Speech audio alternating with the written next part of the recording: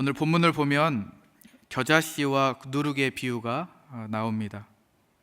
우리는 겨자씨와 누룩의 이야기를 많이 들어왔습니다. 많이 보았고 그리고 많은 말씀을 통해서 들어왔습니다. 그래서 우리가 이 말씀에 대해서는 익히 잘 알고 있습니다.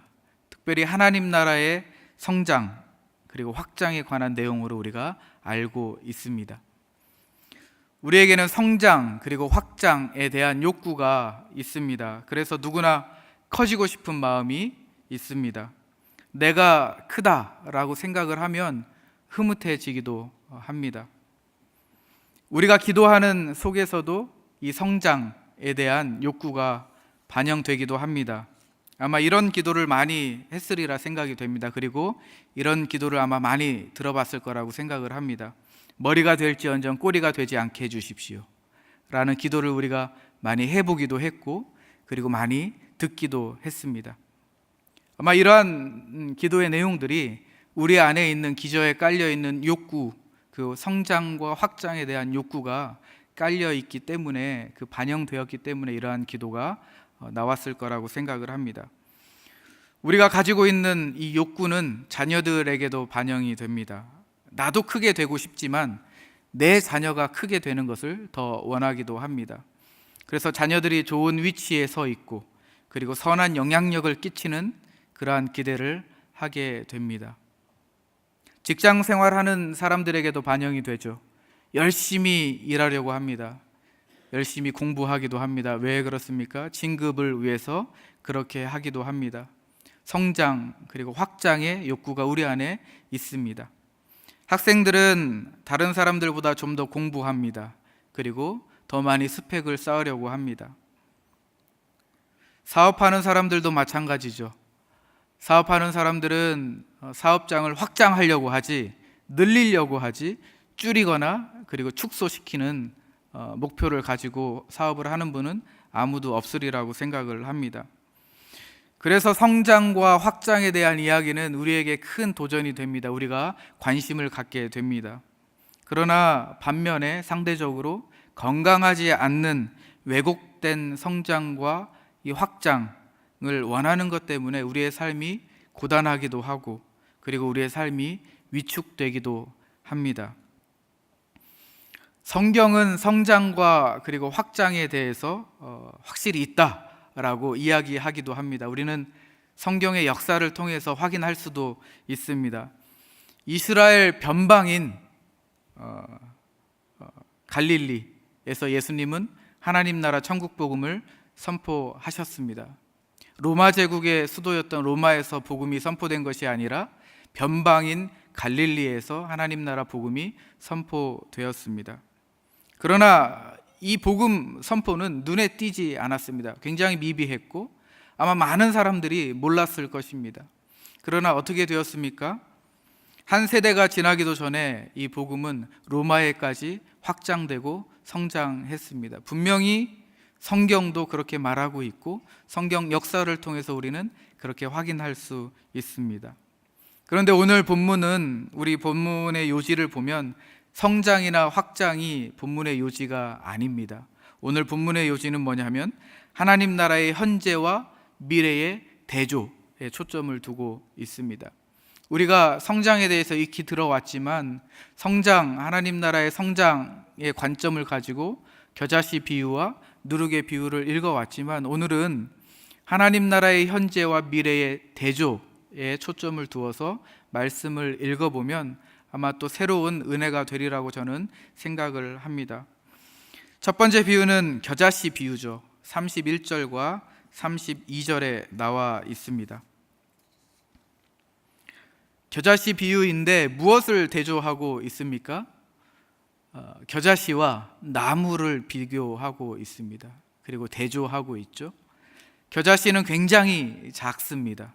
생김새는 짱구 모양이고 그 지름이 2mm 그리고 그 무게가 3.5mg이라고 합니다. 쉽게 말하면 계란 하나의 무게와 겨자씨 18,182개의 무게와 같다라고 합니다. 그러니까 겨자씨는 굉장히 작고 아마 눈에 잘 띄지 않을 것입니다.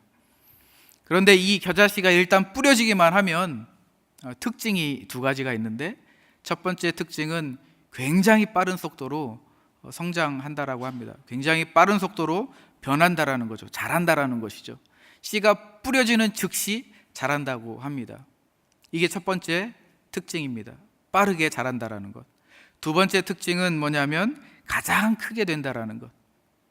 그러니까 씨가 뿌려지는 종류, 씨의 종과에서는 뿌려지는 즉시 가장 빠르고 가장 크게 자라는 것이 겨자씨라고 합니다. 그러니까 결국에는 자라서 어떻게 되냐면 4.5m에서 5m까지 자란다라고 합니다. 그리고 그 가지가 굉장히 튼튼하다라고 합니다. 그래서 말씀의 뒷부분을 보니까 32절 뒷부분을 보니까 새들이 와서 깃든다라고 표현하고 있습니다. 그 겨자씨가 나중에는 굉장히 빠른 속도로 자라서 그리고 큰 나무가 되는데 그 가지가 튼튼해서 그 새들이, 온갖 새들이 와서 그 나무에 깃든다라고 표현을 합니다. 이와 같이 하나님 나라는 극하게 대조하고 있습니다. 아주 작고 눈에 잘 띄지 않고 굉장히 가벼울 수 있는 시작이지만 결국에 그 변화가 어떻게 되냐면 큰 나무로 변한다라는 거죠. 두 번째 비유는 누룩 비유이죠. 현재와 미래를 어떻게 대조하냐면 누룩이라는 소재를 가지고 대조하고 있습니다. 누룩이 밀가루 속에 섞여 있다라고 이야기하는데 말씀을 보니까 넣었다라고 표현하고 있죠. 이 넣었다라는 이 표현이 35절과 44절에 감추었다라는 단어와 동일시합니다. 그러니까 여인이 이 누룩을 반죽 속에 감춘 것입니다. 의도적으로 감추진 않았겠죠. 반죽을 하다 보면, 누룩을 넣다 보면 감추어지는 것이죠. 그러니까 이 누룩이라는 것이 보이지 않는다라는 것입니다. 눈에 보이지 않는다라는 거죠. 여기 보면 말이라고 나오는데 말은 13리터에 해당하는 양이고, 그리고 세 말이니까 약 40리터에 해당하는 반죽 양입니다. 이 양이면 100명 정도 장정이 먹을 수 있는 양이라고 합니다. 그런데 이 여인이 마치 여자가 가루 서말에 갖다 넣었다, 이 여인이 넣었다라고 하는데, 여인이 그 집안에서 하루 반죽할 수 있는 분량은 아니라고 합니다. 그러니까 예수님께서 이 비유를 하실 때에 이 대조를 하시는데 과장을 하셨다라는 거죠. 과장을 하신 의도가 뭐냐면 이 누룩, 보이지 않는, 눈에 띄지 않는 이 누룩이 엄청난 침투력과 영향력을 끼친다라는 거죠. 그러니까 하나님 나라도 마찬가지라는 것입니다. 눈에 보이지 않는다라는 것입니다. 그러나 그 안에서 엄청난 침투력과 영향력을 행사하는 것이 하나님 나라다라고 예수님은 의도적으로 지금 설명하고 있는 것입니다. 과장해서 설명하고 있는 것입니다. 두 비유를 요약하자면 하나님 나라의 속성이 그러합니다. 눈에 잘 띄지는 않습니다. 겨자씨 말하는 거죠. 눈에 잘 띄지는 않습니다. 그러나 외적으로 굉장히 커다란 변화를 가져옵니다. 눈에 띄지는 않습니다. 누룩을 이야기하는 것입니다. 눈에 띄진 않지만 그 하나님 나라의 속성이 어떻게 되냐면 그 침투력이 어마어마하다라는 거죠. 그 영향력이 크다라는 것입니다. 이것이 하나님 나라의 속성입니다. 우리는 이 세상을 살아갈 때에 우리 사회가 굉장히, 이 세상이 강하고 힘있어 보입니다. 우리 눈에 굉장히 크게 보입니다. 눈에 잘 띄죠. 예수님을 믿고 하나님 말씀을 실천하려고 하는 그 삶의 방식으로 살아가는 우리의 모습은 상대적으로 굉장히 작아 보입니다. 우리 주변을 둘러보아도 직장 안에서도 그렇게 신실하게 예수님 믿는 사람이 잘 눈에 띄지 않습니다. 하나님 나라가 눈에 띄지 않고 감추인 것처럼 우리 세상이 더 크게 보이고 믿는 사람들은 더 작게 보이고 하나님 말씀의 그 능력은 잘 보이지 않습니다. 내가 말씀대로 실천하려고, 살아가려고 의지적으로 노력을 하려고 하면 사람들로부터 외면을 받습니다. 갓 취업한 사회 초년병들이 있습니다. 신앙과 일상의 괴리감 때문에 굉장히 힘들어하고 괴로워합니다. 늘 고난이 떠나지 않는다라고 이야기합니다. 그리고 앞으로 직장 생활을 어떻게 해야 하나라고 막막해 합니다. 반대로 하나님 나라는 감추어져 있는 것 같습니다. 하나님 나라의 능력과 기적과 권세는 우리 눈에 잘 보이지 않습니다. 경험하기가 쉽지 않죠. 그러나 우리는 말씀을 통해서 확신할 수 있습니다. 하나님 나라는 지금 원기왕성하게 변화하고 있다는 사실입니다. 원기왕성하게 하나님 나라는 곳곳에 침투하고 있다는 것입니다. 하나님 나라는 영향력이 있다는 것입니다. 우리 눈에는 보이지 않지만, 가시적으로는 확인할 수 없지만, 우리가 말씀을 통해서 확실히 믿음으로 받을 수 있는 것은 하나님 나라는 움직이고 있다. 그 역동성이 어마어마하다라는 것을 우리는 말씀을 통해서 확인할 수 있습니다.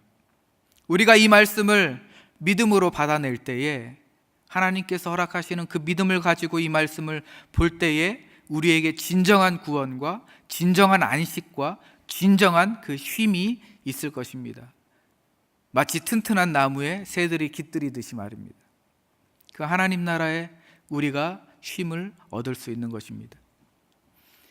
지난주에 한 형제를 만났습니다. 만나서 신방을 하는데 특별한 일이 있어서 만난 건 아니고 이런저런 이야기를 좀 하려고 만났습니다. 그런데 그런 이야기를 하면서 형제가 속마음을 꺼내 놓았습니다. 이 형제는 연출하는 일을 하는 형제입니다. 상품을 개발하고 각 파트에서 상품이 준비가 되면 이 형제는 연출을 해야 하는 것입니다. 소비자들을 상대로 해서 이 상품을 어필을 해야 하고, 그리고 가장 최대의 목표는 뭐냐면 이익을 창출하는 것입니다. 가장 큰 이익을 창출하기 위해서 연출을 디자인하는 것입니다. 그런데 문제는 뭐냐면 이 형제가 이 상품을 보니까 형편이 없거든요. 이 상품으로서의 가치가 없는데 이 소비자들 대상으로 해서 어떻게든 이 상품을 어필해서 소비자들로 하여금 사게끔 만들어야 하는 그 현실이 굉장히 힘들다라는 것입니다. 그 속마음이 그러했습니다. 그 안에 양심이 있는 거죠. 분명히 이 상품은 별론데, 형편없는데, 어쨌든 이 상품을 소비자들을 대상으로 해서 그 마음을 속여서 그들로 하여금 사게끔 하고 회사의 이익을 얻도록 해야 하는 그 일을 하는 그 입장에서 마음이 괴로웠던 것 같습니다. 우리가 사는 일상에서 공통적으로 고민하는 일이라고 저는 생각을 합니다. 그러나 저는 이 형제에 대한 기대가 있습니다. 이 형제 안에 양심이 아주 작죠. 아무것도 할 수 없을 것 같죠. 이 형제가 회사에 말을 해봐야 사실은 회사로부터 외면당하고 또 무시당하기 십상이죠. 그러나 저는 이 작은 양심이 하나님 나라가 크게 변화하듯이 나중에는 큰 나무가 되듯이 이 양심이 아주 큰 나무가 되리라고 저는 기대하고 있습니다. 이 양심이 큰 나무가 되어서 온갖 새들이 그 쉼과 안식을 누릴 것이라고 저는 기대하고 있습니다. 그리고 그렇게 기도해 주었습니다. 보이지 않는다고 우리가 실망할 거 없습니다. 작다고 문제될 거는 없습니다. 문제는 뭐냐면 우리가 들어도 깨닫지 못하는 것이 문제입니다. 보아도 알지 못하는 우리의 연약함과 그리고 우리의 무지, 그리고 우리의 완악함이 문제인 것이지 우리 안에 있는 그 작은 믿음이 문제될 건 없습니다. 예수님은 하나님 나라를 비유를 통해서 설명해 주십니다. 비유는 이중적인 기능을 합니다. 하나님 나라의 비밀을 잘 깨닫게도 하고, 그리고 하나님 나라의 그 비밀을 완전히 포기하도록 하기도 합니다. 이중적인 기능을 갖고 있습니다. 우리가 오늘 읽은 말씀은 아니지만 11절 말씀 한번 같이 읽겠습니다. 11절 말씀입니다. 시작. 대답하여 이르되 천국의 비밀을 아는 것이 너희에게는 허락되었으나 그들에게는 아니 되었나니. 그러니까 비밀을 아는 것이 하나님에 의해 허락된 자들에게는 열려 있습니다. 너희라고 표현되고 있죠. 그러나 하나님 나라에서 하나님 나라에 대해 단순히 호기심만 갖고 있는 사람들에게는 허락되지 않습니다. 하나님 나라가 허락되지 않고 성경은 그들이라고 표현을 합니다. 우리 12절 말씀 한번 같이 읽겠습니다. 시작. 무릇 있는 자는 받아 넉넉하게 되되 없는 자는 그 있는 것도 빼앗기리라. 본문의 이 말씀에 의하면 하나님 나라의 복음을 기쁘게 받아들인 자들은 그 비밀을 풍성하게 누릴 수 있다라고 이야기하고, 그런데 하나님 나라의 복음을 거부하고 반대하는 자들은 비밀을 이해할 수 있는 그 작은 가능성마저도 빼앗겨 버릴 것이다 라고 이야기합니다. 그러니까 하나님 나라의 비밀을 듣는다고 해서 모든 사람이 다 깨닫는 것은 아닙니다. 하나님 나라의 비밀을 본다고 해서 모두가 다 알 수 있는 것은 아니라는 말씀입니다. 왜 그렇습니까? 그것은 무엇이냐면 하나님 나라는 우리가 기대하는 방식, 우리에게 익숙한 모습으로 드러나지 않기 때문입니다. 하나님 나라는 감추어져 있고 하나님 나라는 희미하기 때문입니다. 그러므로 성도라는 것은 무엇이냐면, 성도는 보이지 않는 것을 믿는 사람이 바로 성도입니다. 희미한 것을 믿는 것이 바로 성도입니다. 큰 것을 보는 것이 성도가 아니라 작은 것을 보는 것이 성도입니다. 미래에 대한 소망을 갖는 것이 바로 성도이고, 하나님 나라에 대한 그 미래를 기대하는 것이 성도입니다. 왜냐하면 하나님 나라의 속성이 그러하기 때문입니다. 하나님 나라가 그렇게 시작되었기 때문이고 하나님 나라가 그렇게 마무리될 것이기 때문에 성도의 본질은 이 하나님 나라의 속성에 따라서 믿음으로 살아내는 사람들이 바로 진정한 성도입니다. 결국에는 하나님 나라는 드러나게 되어 있습니다. 36절과 그리고 43절까지 보면 하나님 나라가 드러날 때에 어떻게 분류되고 어떻게 대조되는지 여기에서도 그 현상을 보여주고 있습니다. 우리가 말씀을 36절부터 43절을 한번 눈으로 한번 확인을 해보면, 추수의 때에 그리고 심판의 때에 극명하게 대조되는 현상이 있는데, 하나님 나라의 소망을 두고 믿음으로 살아가는 사람들과 그리고 그렇지 않은 사람들이 분류가 됩니다.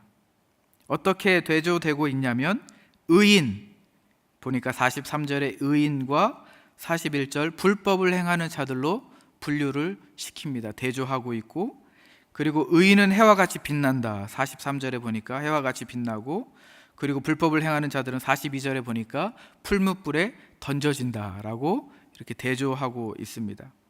그리고 좋은 씨와 37절에 보니까 좋은 씨, 그리고 마귀가 뿌린 씨 39절에 대조하고 있고, 38절에 보니까 천국의 아들들과 그리고 악한 자의 아들들을 이렇게 극명하게 대조하고 있습니다. 추수할 때에, 마지막 때에, 심판 때에, 하나님 나라가 드러날 때에 이렇게 대조되는 현상이 나타난다라는 것입니다. 그러나 현재는 우리가 구분할 수 없다라는 거죠. 우리가 미래에 하나님 나라가 완성되고 심판의 때에는 이렇게 구분할 수 있지만 현재에는 구분할 수 없다라는 것입니다. 예수님께서는 아무 공로 없이, 우리가 일한 것 없이 복된 은혜를 주셨습니다. 그러나 세상은 그렇지 않습니다. 자격, 조건, 학벌, 능력 등을 요구하여서 적절하게 공로와 보상을 이용합니다. 좋은 씨가 뿌려진 반면에 이 가라지가 뿌려지는 것입니다. 수고로운 우리가 인생길을 살아가면서 예수 제대로 믿는 신실한 성도를 만나면 너무 기분이 좋습니다. 그런데 반면에 위선을 떠는 이 가라지도 더 뿌려지기도 합니다. 하루 종일 일상에서 우리가 말씀을 실천하면서 성실하게 주님과 동행하는 주님의 청년들이 있습니다. 그런데 방탕이라는 가라지도 뿌려져서 왕성하게 활동하기도 합니다. 우리가 베드로나 야고보처럼 순교한 사람이 있는 반면에 유다처럼 예수님을 배반한 12사도 안에 뿌려진 가라지도 있습니다. 교회 역사를 보면 생명을 아끼지 않는 순교자들이 있는 반면에 고난을 이기지 못하고 배도한 수많은 사람들도 있습니다. 우리가 세상을 봐도 그렇죠. 아름다운 꽃만 있는 것이 아니라 꽃 옆에 잡초와 가라지가 있습니다. 과학기술 발전 때문에 우리의 삶이 유익하고 편해졌습니다. 편리해졌죠. 그런데 상대적으로 많은 질고와 아픔도 있습니다. 좋은 씨가 뿌려진 반면 가라지도 더 뿌려지기 때문입니다. 그러나 현재 우리가 살아가는 이 세상에서는 그것을 구분하기가 굉장히 힘듭니다. 때로는 세상의 힘이 더 크게 느껴지고, 때로는 하나님 나라가 굉장히 작게 느껴지고, 하나님 나라가 있는 것인가 라는 의심이 들 정도로 그 능력이 우리의 삶에서 보여지지 않을 때가 많이 있습니다. 말씀을 마무리하도록 하겠습니다. 하나님 나라 복음은 모두에게 차별 없이 주어졌습니다. 그러나 하나님 나라는 눈에 띄지 않습니다. 잘 보이지 않고 작게만 여겨집니다. 때로는 다른 것들이 더 크게 보여지기도 합니다. 그런데 눈에 띄지 않는 이 하나님 나라를 우리가 어떻게 받아들이느냐, 어떻게 믿음으로 그 보이지 않는 것을 보느냐에 따라서 그 이후의 모습은 현저하게 달라집니다.